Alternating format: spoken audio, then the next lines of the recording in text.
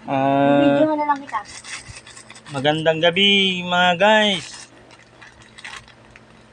May nabili akong buto ng kalabasa kanina sa may Blooming Treat. Tingnan nyo, lalaki oh. Tapos yung tunog niya para siyang may bato. Tingnan nyo yung nabibiling dragon seed sa may tindahan dito sa mga sari-sari store.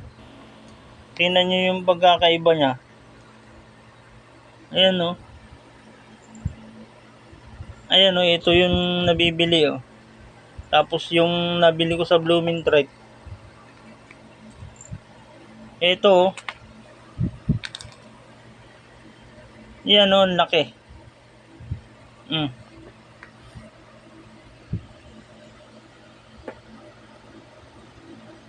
Yung shell nung nabili ko sa Blooming Treat,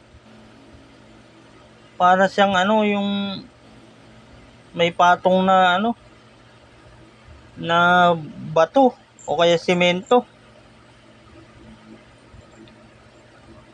Tsaka yung tunog niya iba.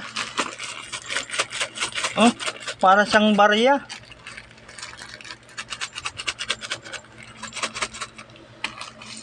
Ang lalaki.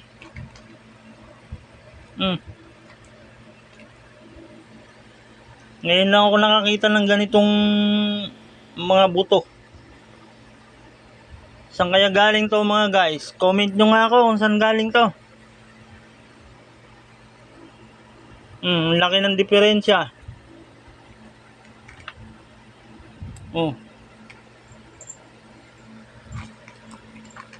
Ito yung buto ng kalabasan tunay. Ito naman yung nabili ko sa Blooming Treat oh. Pagtatabihin ko. Ayan oh. Sobrang laki ng diferensya.